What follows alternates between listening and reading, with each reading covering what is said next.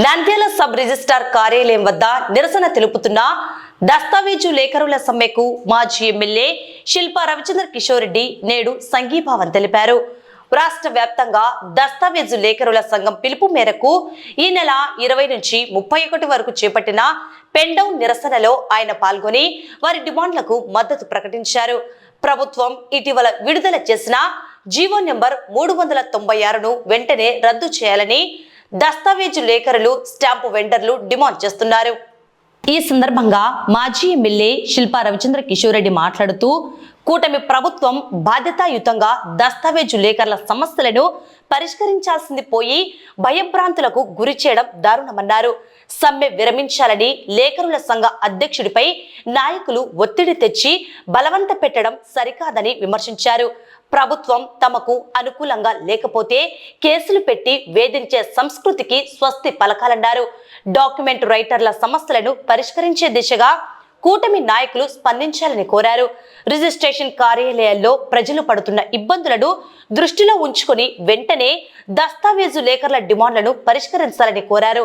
కార్యక్రమంలో నంద్యాల జిల్లా దస్తావేజు లేఖరుల సంఘం ప్రతినిధులు, స్టాంపు వెండర్స్ పాల్గొన్నారు.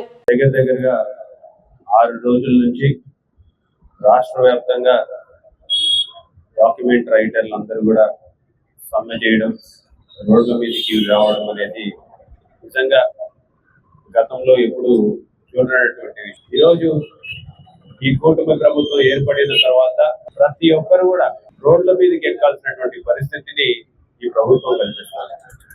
ఎందుకంటే ఈరోజు ఒకవైపు రైతన్నలు గిట్టుబాటు ధర లేదని చెప్పేసి వాళ్ళు రోడ్ల మీదకి రావాల్సినటువంటి పరిస్థితి, ఒకవైపు యువత ఉద్యోగాల్ని పారదర్శకంగా ఇవ్వడం లేదు, మా భవిష్యత్తుని నాశనం చేయకండి అని చెప్పేసి వాళ్ళు రోడ్ల మీదకి రావాల్సినటువంటి పరిస్థితి, ఒకవైపు మహిళల మీద జరుగుతున్నటువంటి ఆకృత్యాలు దానిలను చూసి ఈరోజు రోడ్ల మీదకి రావాల్సినటువంటి, ఒకవైపు ఈ కూటమి ప్రభుత్వం చేసినటువంటి ఈ నీట్ ఎగ్జామ్ ఒక పేపర్ లీక్ వల్ల ఈరోజు యావత్ భారతదేశం ఒక విద్యార్థులు రోడ్ల మీదకి వచ్చినటువంటి పరిస్థితి. మరి అదే కాకుండా డాక్యుమెంట్ రైటర్ కొన్ని దశాబ్దాల నుంచి ప్రజలకి ప్రభుత్వం మధ్యలో అనుసంధానంగా ఉంటూ ఏదైనా కావాల్సి వచ్చిందంటే ఆస్తి విక్రయం చేయాలన్నా సరే, లేకపోతే ఆస్తి కొనుగోలు చేయాలన్నా సరే మొదటగా గుర్తుకొచ్చేది డాక్యుమెంట్ రైటర్. ఎక్కడైనా సరే వ్యాపారం చేయాలనుకున్నా, లేకపోతే స్థిరాస్తి వ్యాపారం చేయాలనుకున్న వాళ్ళందరూ కానీ, లేకపోతే ఏదైనా ఫ్యామిలీకి సంబంధించినటువంటి డాక్యుమెంట్లు రచించుకోవాలనుకున్నా సరే డాక్యుమెంట్ రైటర్ దగ్గరికి వెళ్ళి, ఎందుకంటే మనకి విషయాలు సరిగ్గా తెలియదు, వెళ్ళి అన్న మాకు ఈ పరిస్థితి ఉంది, మేము ఏం చేయాలంటే వాళ్ళు మొత్తం రిజిస్ట్రేషన్ ఆఫీస్ తోటి అనుసంధానంగా ఇన్నాళ్ళు ఎన్నో సేవలు చేసినటువంటి పరిస్థితి.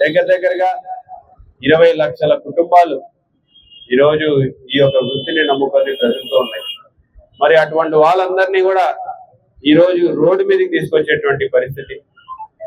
చంద్రబాబు నాయుడు గారు అధికారంలోకి రాకమునుపు ఒక మాట, వచ్చిన తర్వాత ఒక మాట చెప్తారనేది ఎప్పటి నుంచో మనం చూస్తున్నాం.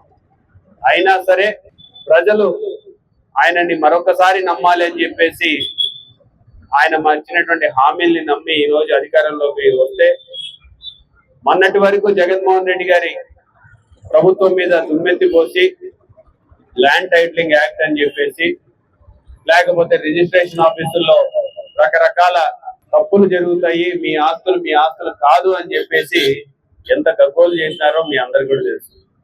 ఈరోజు ల్యాండ్ టైటిలింగ్ యాక్ట్ బయటికేమో రద్దు చేసినామని చెప్తున్నారు తప్పితే ఎక్కడా కూడా రద్దయిన దాఖలాలు లేవు. పైపెచ్చుగా ఈరోజు మరి ఒక ముందడుగేసి పాస్పోర్ట్ సేవా కేంద్రం లాగా రిజిస్ట్రేషన్ సేవా కేంద్రాన్ని ప్రారంభిస్తామని చెప్పి చెప్తున్నారు. ఈ రిజిస్ట్రేషన్ సేవా కేంద్రం ఈ రోజు ప్రభుత్వం చేతిలో ఉండాల్సినటువంటి రిజిస్ట్రేషన్ వ్యవస్థని పూర్తిగా ప్రైవేట్ పరం చేయాలనే ఒక దుర్మార్గమైన ఆలోచన చేస్తున్నటువంటి పరిస్థితి. ఈనాటికి ప్రభుత్వం ఆధీనంలో ఉంటేనే అక్కడక్కడ తప్పులు జరుగుతున్నాయి, మోసాలు జరుగుతున్నాయి.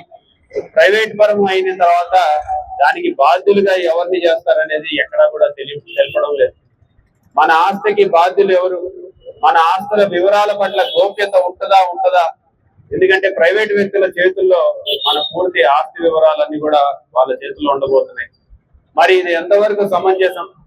ప్రభుత్వం దగ్గర భద్రంగా ఉండాల్సినటువంటి ప్రజల వివరాలు, పౌరుల వివరాలు, వాళ్ళ ఆస్తులకు సంబంధించినటువంటి వివరాలు ఈ రోజు ప్రైవేట్ పరం వ్యక్తులకి, ఎందుకంటే ఎన్నో మోసాలు చూస్తున్నాం ఈ రోజు, రకరకాల చోట రకరకాల మోసాలు, డాక్యుమెంట్లు వాళ్ళ చేతుల్లోకి వస్తే దాని మీద లిటిగేషన్లు క్రియేట్ చేసి ఈ రోజు కేసులు వేసుకునేటువంటి పరిస్థితులు చూస్తున్నాం, ఆస్తులు లాక్కున్నటువంటి పరిస్థితులు చూస్తున్నాం. మరి ఇప్పుడు పూర్తిగా ప్రైవేట్ వ్యక్తుల ద్వారా చేతుల్లోకి వెళ్ళిపోతే ఎంత ఇబ్బంది పడతారో ప్రజలందరూ కూడా ఈ రోజు చర్చించుకుంటున్నారు. 6 రోజులైనా సరే సమ్మె విరమింపజేయాలంటే వచ్చి వీళ్ళొక కష్టాలని నష్టాలని తెలుసుకొని దానికి భరోసా ఇచ్చి మేమున్నాము, మిమ్మల్ని అన్యాయం చేయము, ఆదుకుంటాము అని చెప్పి ప్రభుత్వం చెప్పాల్సింది పోయి ఈ రోజు సాక్షాత్తు వీళ్ళొక అధ్యక్షుడిని బెదిరించి ఈ రోజు ధర్నా విరమింపజేసుకుంటున్నాను అని చెప్పేసి ఆయన చేత చెప్పించినారంటే ఎంత దుర్మార్గమైన పరిపాలనలో మనం ఉన్నామో ఒకసారి ప్రజలందరూ కూడా ఆలోచించాలని చెప్పి కోరుతున్నాం. ఎందుకంటే ఈ రోజు ఆయన కన్నీరు మున్నీరు అయినాడు.